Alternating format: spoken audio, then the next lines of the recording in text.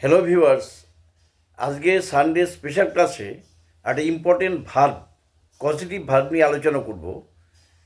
এটা হচ্ছে ইম্পর্টেন্ট, ভীষণ দরকার। এটা তোমরা কিন্তু ভালো করে পড়বে।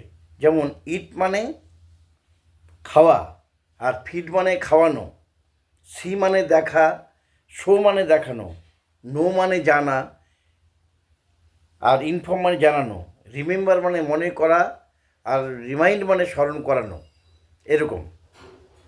তো এখন যে কতগুলি ভার্ব আছে, তাহলে আমরা সরাসরি এগুলো মানে করানো, দেখানো, খাওয়ানো এগুলো পারবো না। তাহলে আমরা কী করব?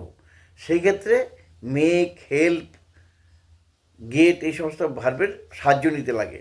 হ্যাঁ, যেমন একটা এক্সাম্পল আমি দিচ্ছি, সেটা হচ্ছে আই মেক ইউ আন্ডারস্ট্যান্ড, আমি তোমাকে বুঝাই। আই মেড ইউ আন্ডারস্ট্যান্ড, আমি তোমাকে বুঝিয়েছিলাম। I will make you understand, আমি তোমাকে বুঝাবো। Okay, thank you. এইভাবে আমি দিতে থাকবো।